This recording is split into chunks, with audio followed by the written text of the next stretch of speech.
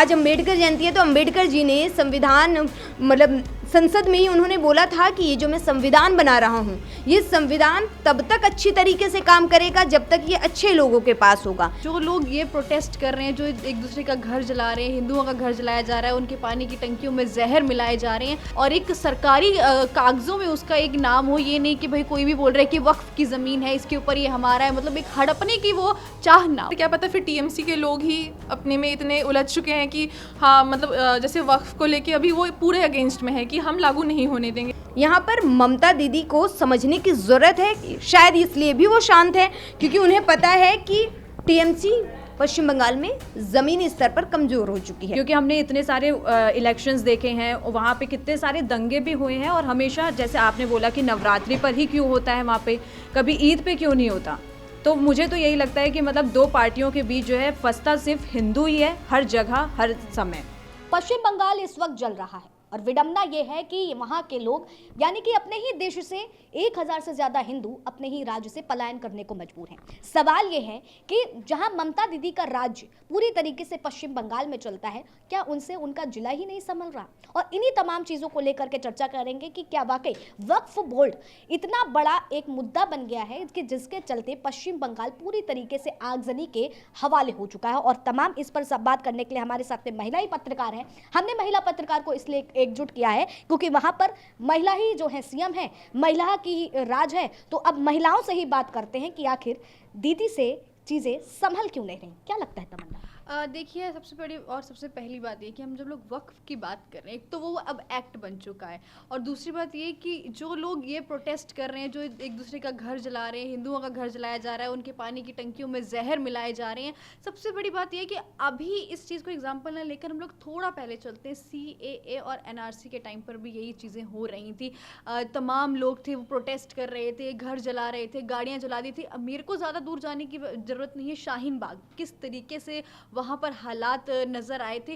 तो ये सारी चीज़ें हैं कि आप अगर किसी के अगेंस्ट प्रोटेस्ट कर रहे हैं, कुछ कर रहे हैं, तो आपको समझने की ज़रूरत है कि जो सरकार ने आपके लिए नियम लेके आई है या कानून लेकर आई है वो आपके लिए कितना सही है। और वक्फ के अंदर कहीं भी ऐसा नहीं लिखा है या फिर उस एक्ट के अंदर ऐसा कुछ नहीं है कि आप मुस्लिम की ज़मीन ले ली जाएगी। वो एक ट्रांसपेरेंसी के लिए है कि आपका जो ज़मीन है उसके आपके पास वो नॉलेज में हो और एक सरकारी कागज़ों में उसका एक नाम हो, ये नहीं कि भाई कोई भी बोल रहा है कि वक्फ की ज़मीन है, इसके ऊपर ये हमारा है, मतलब एक हड़पने की वो चाह ना हो। तमन्ना, देखिए एक कहावत कही जाती है ना कि कौवा कान ले गया। क्या लगता है कि इस समय जो पश्चिम बंगाल में चीजें हो रही, पश्चिम बंगाल क्या क्या देश के हर कोने में वक्फ बिल को लेकर के जो चीजें देखी जा रही, प्रदर्शन हो रहे हैं, क्या वाकई मुस्लिम से बोला गया कि कौवा कान ले गया तो अपना कान देखने के बजाय कौवे के पीछे भाग पड़े? देखिए, बिल्कुल जो धर्म के ठेकेदार बनते हैं इस देश में वो सबसे बड़ा एक मुद्दा है। अभी से नहीं, बहुत धर्म की जो राजनीति है, धर्म के नाम पर जो प्रोटेस्ट हो रहे हैं, इन सब में साफ तौर पर ये देखा जाता है कि भाई हमें बात पता नहीं है, हमें किसी ने कुछ बोला, भैया धर्म के नाम पर हम आगे आएंगे और प्रोटेस्ट करने पे बैठ जाएंगे। उनसे अगर बात करी जाए, उनसे पूछा जाए, तो आस्था जी मैं खुद बोल रही हूँ कि उसमें से 50-60% ऐसे लोग होंगे जिनको वक्फ के बारे में इतनी नॉलेज नहीं होगी जितना उनको समझाया बस उतना ही पता। वक्फ बिल क्या है उनको ये भी नहीं पता होगा। बिल्कुल, जैसे CAA NRC के टाइम पर हुआ था, लोग वहाँ आप जैसे हम लोग जब नीचे वहाँ पर उनको कवर करने गए थे, वहाँ पर बहुत सारी सी जनता थी, उनको ये नहीं पता कि CAA है क्या, NRC है क्या। हम लोग अगर वक्फ के लिए जो प्रोटेस्ट कर रहे हैं लोग और उनके पास जाएंगे तो उनको भी नहीं पता होगा। और इनको सबसे ज़्यादा जो भड़काने का काम करती है वो है राजनीतिक में जो ये राजनीतिक कार हैं, ये सारे जो नेता हैं।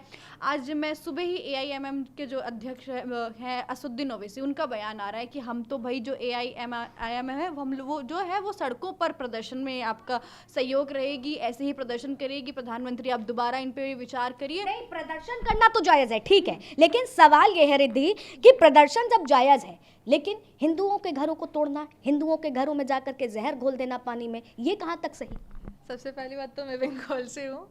तुम बंगाल से? देखिए हमारे साथ में बंगाल की ही पत्रकार है जी, तो मैं बंगाल से हूँ। तो मतलब अभी ये प्रोटेस्ट है तो ज़रूरी नहीं कि मैं बीजेपी पे इल्ज़ाम नहीं लगा रही हूँ, पर हो सकता है कि क्या पता भाजपा द्वारा ही करवाया गया हो, क्योंकि अगले साल बंगाल में विधानसभा है 2026 में। तो हो सकता है कि वापस लोग वोट बैंक के वो भी हो सकता है, क्योंकि ऐसे कई जो भी लॉ पास होते हैं देन फिर दिखाते हैं कि बंगाल में सबसे ज़्यादा दंगे पास होते हैं। नवरात्रि चल रही है वहाँ पे, ईद का अगर कोई निकाल दे जुलूस तो बोलते हैं कि बंगाल में ये चल रहा है। मैं भी बंगाल से हूँ, मैंने कभी नहीं देखा है कि वहाँ पे हिंदू को टॉर्चर किया जाता है। मैं हिंदू हूँ, मैंने कभी नहीं देखा कि हमें फोर्स किया जा रहा है या किसी बांग्लादेशी को कुछ बहुत ज़्यादा प्रिविलेज मिल रहा है जो बांग्लादेश से, एंड हमें कम प्रिविलेज मिल रहा है। रहा बात वो वक्फ बोर्ड के जो ये बिल पास हुए है, तो उस पर जो ऐसे हंगामा किया जा रहा है। मतलब देखिए कि ममता दीदी से राज्य संभल रहा है आपके हिसाब से, भाजपा ये सब करवा रही है अपनी वोट बैंक के लिए। हाँ, मेरा ऐसा मानना है कि करवा सकती है, नहीं भी करवा सकती है। अगर लोग हिंसा भी कर रहे हैं तो उसकी ज़रूरी नहीं कि उसकी रिस्पॉन्सिबिलिटी ममता बनर्जी के ऊपर आए।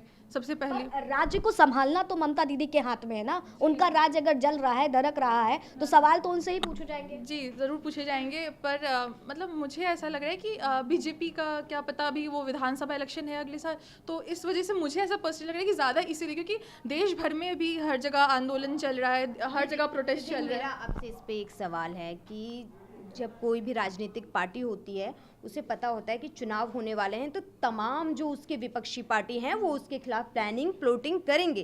तो अगर आपकी सरकार है, पुलिस आपकी, प्रशासन आपका, शासन आपका, तो तैयारी आपकी रहनी चाहिए ना उन तमाम चीज़ों के लिए। अगर जो आप आरोप लगा रही हैं भारतीय जनता पार्टी पे कि अगर वो ये सब करवा रही है, दीदी को पता होगा, क्योंकि पश्चिम बंगाल की तो राजनीति ये है ना कि अगर 4 पंचायत के भी अगर चुनाव होते हैं, तो अगर आपको याद हो 2018 का कि आपको पेड़ पे लाशें लटकी हुई मिली हैं। 2018 के पंचायत चुनाव की बात कर रही हूँ मैं, पश्चिम बंगाल की। तो वहाँ की राजनीति तो ऐसी है, तो दीदी को तो तैयार रहना चाहिए था ना अगर बीजेपी कर रही है। प्रशासन का इसमें बहुत हद तक गलती है, क्योंकि इतने लोग भी मर चुके हैं, इतने लोग घायल भी हैं, और जगह भी प्रोटेस्ट चल ही रहा है बंगाल में। तो हाँ, जो ये हिंसा हो रही है वो गलत ज़रूर है, पर हाँ आखिर वही मेरे को लगता है कि पॉलिटिकल ज़्यादा इसमें अफेयर। बात ध्यान आती है कि ये तो वो वाली बात हो गई कि सामने से कोई दिक्कत आ रही है, आंख बंद कर लो तो भैया समस्या नहीं दिखेगी। लेकिन वो है तो सही, ममता बनर्जी हैं वो जो वहाँ की सीएम है, वो सीधा कह रही हैं कि भाई हमारा जो राज्य है वो इसको स्वीकार नहीं करेगा, आप शांति बनाए रखें। अरे शांति बनाए रखने के लिए आपको भी तो कुछ कदम उठाने पड़ेंगे, प्रोटेस्ट हो रहे, लोगों की जाने जा रही है। राजनीति में कशिश ये नहीं लगता है कि 2 बिल्लियों की झड़प में बंदरिया बैठ करके रोटी झपटने का इंतजार कर रही है? बिल्कुल, यहाँ पे 2 पार्टियां हैं। जैसे उन्होंने बोला कि बीजेपी वहाँ पे दंगे करवाती है, बट मुझे ऐसा नहीं लगता, क्योंकि हमने बहुत सारे अभी इससे पहले इलेक्शंस जो गए हैं वहाँ पे बहुत सारे दंगे उस वक्त भी देखे हैं, और खासकर हिंदुओं को लेकर ही देखे गए हैं। वेस्ट बंगाल में हिंदुओं की इतनी मान्यता नहीं रखी जाती, तो मेरे को यहाँ पे यही लगता है कि 2 पार्टियों के बीच जो है, यहाँ पे हिंदू जो है वहाँ का, वेस्ट बंगाल का, उन्हें बहुत भुगतान भरना पड़ता है। तो इस हिसाब से देखा जाए आपको यही लग रहा है ना कि ये पूरी तरीके से राजनीतिकरण है, और भाजपा भी जो है इस तरीके की चीजें करवा सकती है? जी करवा सकती है, पर क्या पता फिर टीएमसी के लोग ही अपने में इतने उलझ चुके हैं कि हाँ, मतलब जैसे वक्फ को लेके अभी वो पूरे अगेंस्ट में है कि हम लागू नहीं होने देंगे वहाँ पे, क्योंकि उनको लगता है कि उनकी सारी राइट्स छिन जाएंगी, जो उनको मतलब मुस्लिम को लगता है कि वो भी फिलहाल अनसेफ है, मतलब और पर से स्पेशली। पर मेरे को ऐसा लग रहा है कि मतलब जो टीएमसी के द्वारा जो ये प्रशासन का काम है बहुत अभी गलत हो रहा है वहाँ पे। इतना अगर वो चाहते थे तो वो कंट्रोल कर सकते थे। ये भी है रिद्धि कि अक्सर वहाँ पर चीज़ें हिंदुओं के साथ ही क्यों होती है? अगर दुर्गा पूजा देखा जाए तो पंडाल जला दिए जाते हैं, हिंसा भड़क ली जाती है, चुनाव के दरमियान देखा जाता है खूनी संघर्ष होता है, लेकिन जब मुस्लिमों के त्यौहार होते हैं तब ऐसा कुछ नहीं दिखता। फिलहाल हम बात यहाँ पर वक्फ बोर्ड की कर रहे हैं। आखिर चीज़ों को और अच्छे तरीके से टीएमसी नेता वहाँ पर संभाल सकती थी। एक जिले की बात थी। जी प्रशासन ने ये चीज़ तो नहीं संभाली है, क्योंकि मतलब वही फिर से कि इतने लोग मरे वरे हैं, तो मतलब चीज़ें सही नहीं जा रही है मेरे हिसाब से। पर हाँ, अगर जैसे अभी ममता बनर्जी को प्रॉपर रिस्पॉन्सिबिलिटी लेनी थी कि जो घायल हुए हैं उनके बारे में, पर उन्होंने अपनी तरफ से भी कोई भी ऐसा स्टेटमेंट नहीं दिया है अभी ट्विटर पे ही, ना कुछ भी, ना प्रेस कॉन्फ्रेंस करा है कि हाँ मुझे बुरा मैंने ये सरकार द्वारा कुछ ऐसी, मतलब दे फेल नो ये करने में। आप बंगाल से बिलोंग करती हैं, मैं आपसे जानना चाहूँगी जिस तरीके से हिंदू इतना पलायन कर रहे हैं, क्या बड़ी वजह हो सकती है?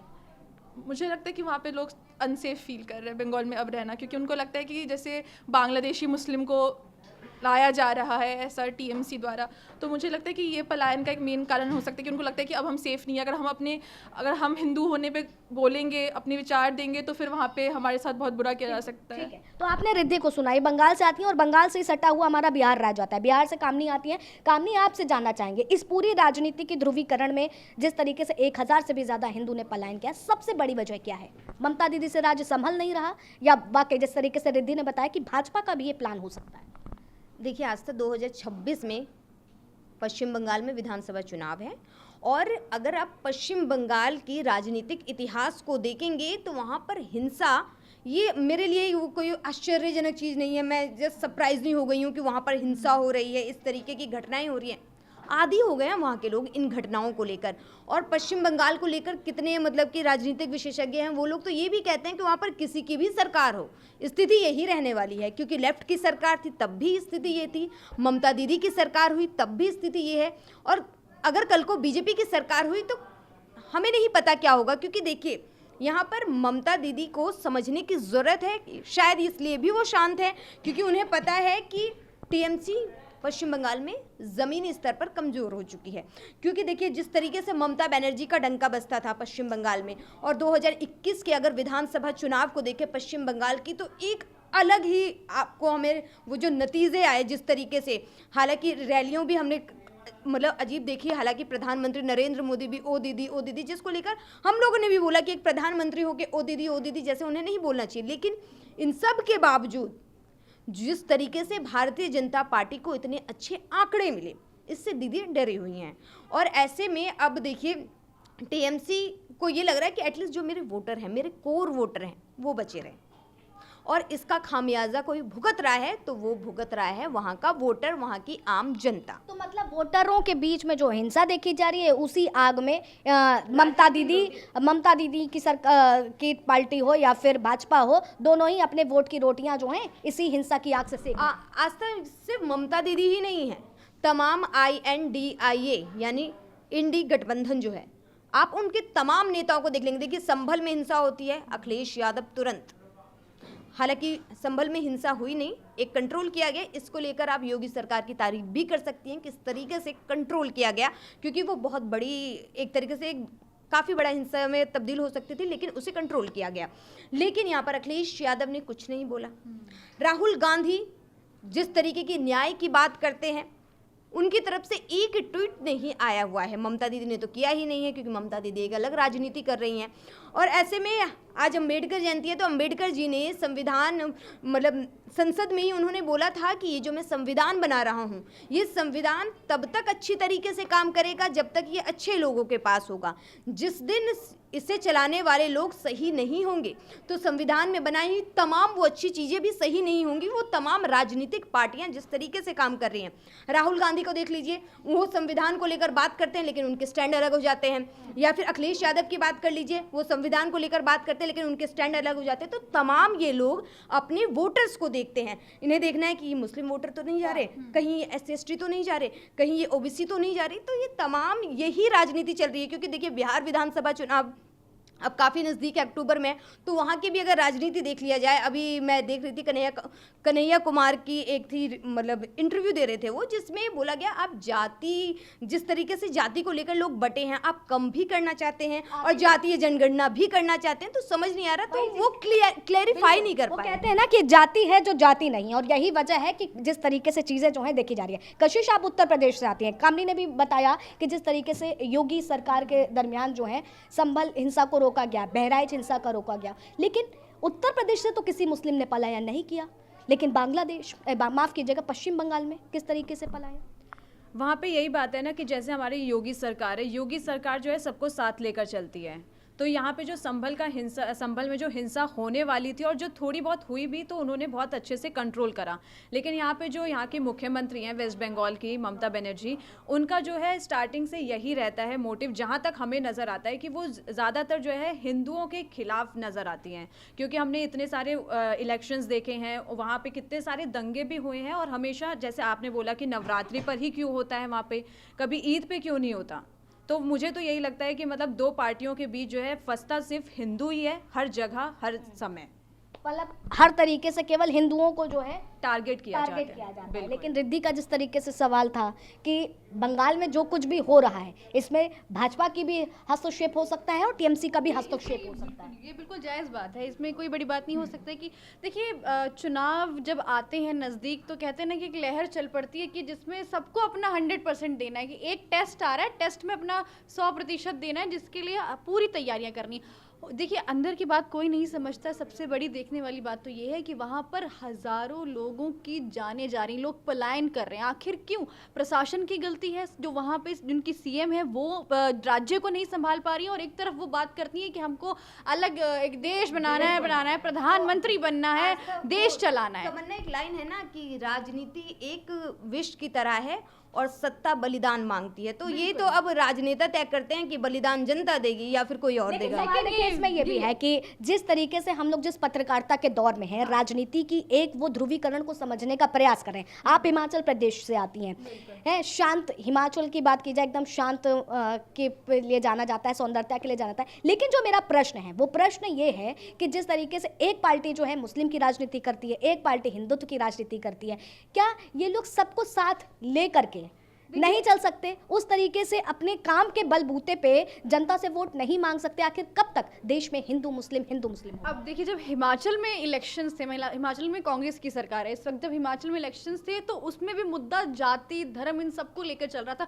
अगर मैं बात करूँ हिमाचल प्रदेश की, तो हिमाचल प्रदेश में सबसे बड़ी समस्या पानी की है। वहाँ पर जो गाय घूम रही है उनको लेकर कोई चीज़ें नहीं ली जा रही हैं, एक्शन। बिजली की बहुत बड़ी समस्या है, लोगों के घरों की दिक्कतें हैं, इतनी ज़्यादा हर बरसात लैंडस्लाइडिंग हो रही है, उन पर कोई काम करना नहीं चाहता है। सब क्या करना चाहते हैं? धर्म की राजनीति करना चाहते हैं। अपने स्टार प्रचारक को ले जाएंगे, वहाँ पर भाषण करवाएंगे कि जी भैया हम लोग ये करेंगे वो करेंगे, धर्म की राजनीति चलाएंगे, लेकिन मेन मुद्दों पर, अपने काम पर कोई काम नहीं करना चाहता है। वहाँ पर कांग्रेस की सरकार है और इस वक्त मुद्दा क्या चल रहा है? बिजली का बिल। अरे भाई, बिजली का बिल हमको क्या करना है? वहाँ पे लोगों की पेंशनें नहीं आ रही, सरकारी नौकरी के जो कर्मचारी उनको 4-4 महीने से सैलरियाँ नहीं आ रही, क्या कर रही है इसी? कामनी, मैं आपसे जानना चाहूंगी, क्या वक्फ वाकई में इतना बुरा कानून थोप दिया गया है मुस्लिमों पर कि इस तरीके की हिंसा करने पर वो मजबूर हो गए हैं? आज से ये तो सबसे ज़्यादा डिफ़िकल्ट सवाल आपने मुझसे पूछ लिया कि वक्फ जो प्रदर्शन कर रहे हैं, जो आंदोलन कर रहे हैं, जो नारेबाजी कर रहे हैं, उनसे पहले पूछिए कि आपने पढ़ा। मतलब चलिए, वो तो जो कानून आता है, जो सरकार की तरफ से ड्राफ्ट आता है, वो काफ़ी टिपिकल लैंग्वेज होती है तो समझ नहीं सकते। लेकिन न्यूज़पेपर पढ़ा आपने कि वो क्या है, किस तरीके से? आपका घर कोई नहीं छीन सकता है, पहले आपको समझने की ज़रूरत है। इसको आप एक नॉर्मल भाषा में इस तरीके से समझ सकते हैं कि एक एनजीओ बनाया गया और उस एनजीओ से ये कहा गया कि आपकी जाति या आपके धर्म के तमाम गरीब लोगों को आप घर मुहैया कराएंगे, उनकी बेटियों की शादी करवाएंगे, उनकी पढ़ाई के लिए खर्च करेंगे। लेकिन जो वहाँ पर as a chairman, as a गद्दी पर वहाँ पर जो बैठा हुआ व्यक्ति है, उसने अपने फेवर के लिए या अपने दोस्तों, अपने जान पहचान के फेवर के लिए उन फंड्स का गलत उपयोग किया। उस पर रोक लगाने के लिए ये अमेंडमेंट किया गया। लेकिन ये आप समझने को तैयार नहीं, क्योंकि आपके माइंड में ये भर दिया गया है कि भारतीय जनता पार्टी ने, नरेंद्र मोदी की सरकार ने ये अमेंडमेंट किया है, तो ये गलत ही है।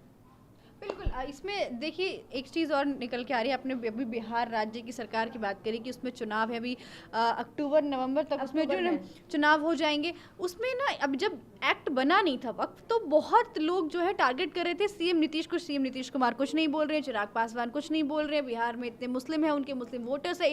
और अभी हाल ही में पिछले महीने में आपको बता रही हूँ, आज तक 10 विधायकों ने उनकी पार्टी छोड़ दी है नीतीश कुमार की, और वो सारे कौन थे? मुस्लिम नेता। जो वो उनका कहना मानना ये है कि जेडीयू को इनका समर्थन नहीं करना चाहिए था, नीतीश कुमार को। साफ तौर पर देखें तो क्या लगता है कशिश कि ज्ञान पर अज्ञानता भारी पड़ रही है? बिल्कुल बिल्कुल, मेरे को तो ऐसा लग रहा है कि यहाँ ज़्यादा ज्ञान जो दे रहे हैं ना, इस वजह से वहाँ पे ज़्यादा चीज़ें ऐसी गलत हो रही हैं। ठीक है रिद्धि, मैं आपसे आखिरी सवाल लूँगी। ये बताइए कि जिस तरीके से पश्चिम बंगाल लगातार जल रहा है, हिंदू मुस्लिम की वहाँ राजनीति देखने को मिलती, क्या कभी ऐसा एक दौर आएगा कि पश्चिम बंगाल भी अमन शांति की ओर बढ़े, वहाँ पर इस तरीके के हिंदू मुस्लिम में आपसी जो तालमेल बिगड़ते हुए दिख रहा है वो ना दिखे, भाईचारा दिखे? जी, भाईचारा ऐसे काफ़ी है बंगाल में, हिंदू मुस्लिम के बीच में भी। वहाँ पे किसी चीज़ को लेके भेदभाव नहीं किया जाता है। उनके त्यौहार भी अच्छे से मनते हैं, हमारे त्यौहार भी अच्छे से मनते हैं। ऐसा नहीं है कि हमारे यहाँ पे दुर्गा पूजा का पंडाल लगा तो वो आके मतलब वहाँ पे तोड़फोड़ करेंगे, आग लगाएंगे। पता नहीं, कोई कोई जगह पे होता है, हर जगह पे नहीं होता, सबसे पहली बात तो। और रहा बात इस चीज़ का कि हिंदू मुस्लिम को लेके सवाल, तो मेरे को लगता है कि चलो ठीक है, अभी हिंदू मुस्लिम करना बंद कर देते हैं, ठीक है, पर बाद में क्या होगा? फिर कास्ट वाइज डिवाइड हो जाएगा। चलो मैं ब्राह्मण हूँ, ये क्षत्रिय है, ये वैसा है वैसा है, तो फिर उस तरह के लेके आप मतलब देश में तो ये चलता ही रहेगा। हिंदू मुस्लिम वाली टॉपिक कभी ख़त्म नहीं होनी है देश से, चाहे वो बंगाल हो, बिहार हो, कहीं पे भी जाओ। अभी कोई ये क्यों नहीं समझ रहा कि वक्फ जो ये लेके आए हैं ये बिल को, तो उसमें कितनी ट्रांसपेरेंसी रहने वाली है। कितना उत्तर प्रदेश में देख लिया, आगरा में सबसे ज़्यादा वक्फ की ज़मीन थी, उसमें से पता चला है कि अगर 2 लाख की ज़मीन है तो उसमें से अभी उनके नाम पे सिया सुन्नी में जो बंटवारा कर दिया गया है, तो उस जगह पे 2 लाख की जो सिया की ज़मीन है वो बस 5,000 रजिस्टर्ड करी हुई है। तो सोचिए कितने अमाउंट में वहाँ पे घूस चल रहा है, भ्रष्टाचार चल रहा है, खा रहा है, और इसमें पिस कौन रहा है? गरीब। सबसे बड़ी बात, वक्फ जो है वो मतलब जो असहाय महिला हैं, विधवा महिला हैं, उनके लिए लाया गया, लेकिन जिस तरीके से धड़ल्ले से जो इस पे भ्रष्टाचार हो रहा था, अब यही कानून लाया गया तो दिक्कत हो रही है। जी, हर एक स्टेप पे कोई ना कोई घूस खा रहा है। वक्फ का मतलब क्या था कि मान लो मैं प्रिविलेज नहीं हूँ इतनी, तो जो उसमें से डोनेशन आएगा, फंड आएगा, तो वो मेरे काम क्या है, जिससे मेरे जीवन बेहतर चले या बच्चों की चले, जैसी भी मतलब फैमिली में कोई किसी की नीड है, तो वो वक्फ के पैसे चल रही थी। पर खा कौन रहे इसमें घूस? जो उसमें बैठे हुए, ऊपर बैठे हुए घूस खा रहे हैं। एक्ट नहीं लाया होता ना तो शायद पार्लियामेंट को भी वक्फ की ज़मीन घोषित कर ही दिया था लगभग इन लोगों ने। महाकुंभ की तो घोषित करी थी, महाकुंभ की भी घोषित कर दी गई थी। इसी बात पे मुझे अभी याद आया महाकुंभ को लेके कि उन्होंने ये बोला था कि ये तो वक्फ की ज़मीन है जहाँ पे प्रयागराज में जो यहाँ पे कुंभ हुआ था, तो मतलब हर चीज़ उनकी है। मतलब एक तरह से देखें वो अलादीन का जिन निकला है, मुझे ये चीज़ चाहिए, हाँ ये तुम्हारी हुई, लो। नहीं मतलब वाकई में जिस तरीके से मतलब कि ये चीज़ हमारी है, ये चीज़ मुझे तो डर लग रहा था कि मतलब मेरा छोटा सा घर है, वो भी कह दें कि ये तुम्हारी है, तो मैं कहूँगी मेरे पास तो एक ही घर है, मैं कहाँ जाऊँगी अब। देखिए चर्चा जो थी इस बात को लेकर के थी, ममता दीदी का राज पश्चिम बंगाल में है, वक्फ को लेकर के जिस तरीके से वहां पर तनातनी देखी जा रही है, 1,000 से ज़्यादा हिंदुओं का पलायन होना, सबसे बड़ी वजह क्या है? हर एक राज्य की पत्रकार ने अपना अपना ओपिनियन रखा है। आपका क्या है कमेंट सेक्शन में ज़रूर बताइए। फिलहाल तब तक के लिए बने रहे लीडिंग भारत टीवी पर वीडियो जर्नलिस्ट राज के साथ आस्था तिवारी।